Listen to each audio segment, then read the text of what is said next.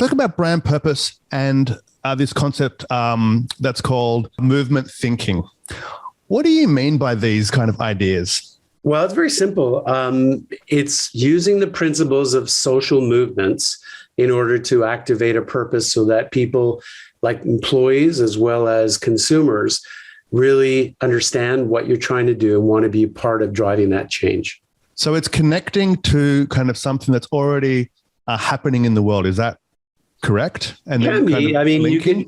You can have a movement that is about driving a form of positive change. It doesn't always have to be that way. You could certainly have a movement of cultural engagement where people are participating in a mass participation in a cultural idea that doesn't necessarily have to drive positive change.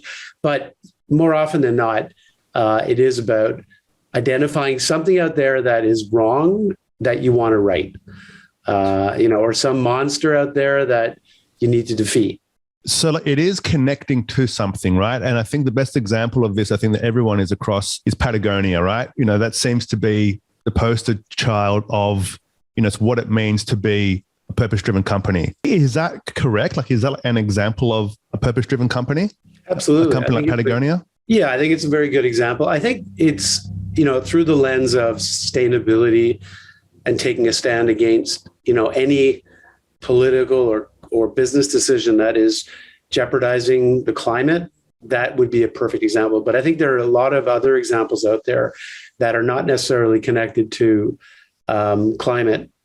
There are ideas about all sorts of things.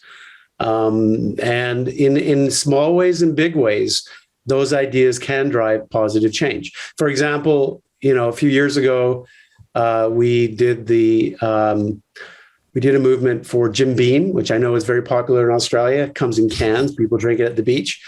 And it comes in bottles too.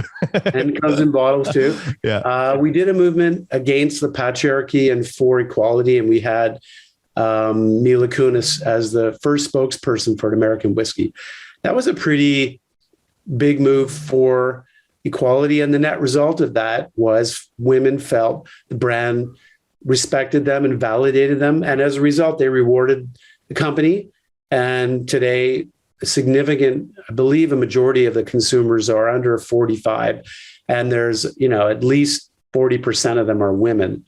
So, companies that do drive positive change are typically rewarded, especially these days with younger consumers. Okay.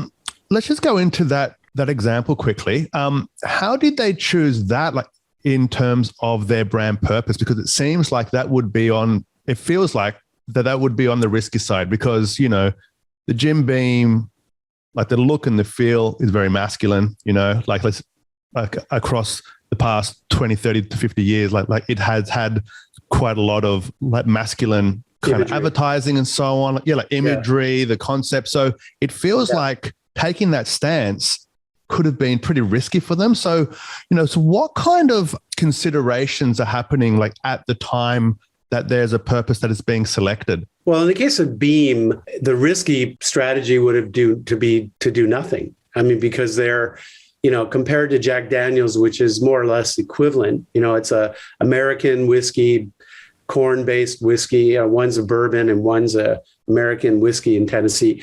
And one could argue, what's the big difference and so forth. But from a macro perspective, they're both American whiskeys.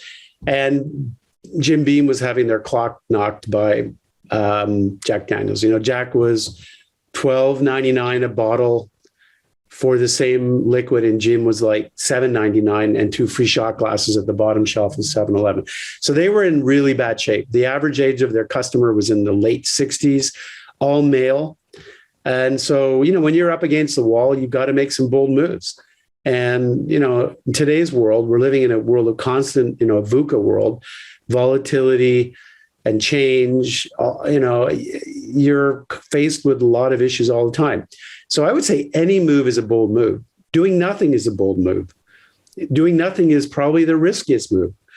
So in that particular case, they had a real business objective, which was to grow the business and increase household penetration, raise the price, And to do that, you had to completely rethink who the consumer was. And all the research we did here in the United States, in Germany, Australia, and the other core markets where Beam has been around for a long time showed that there was a lot of room for growth among women. And that proved to be accurate.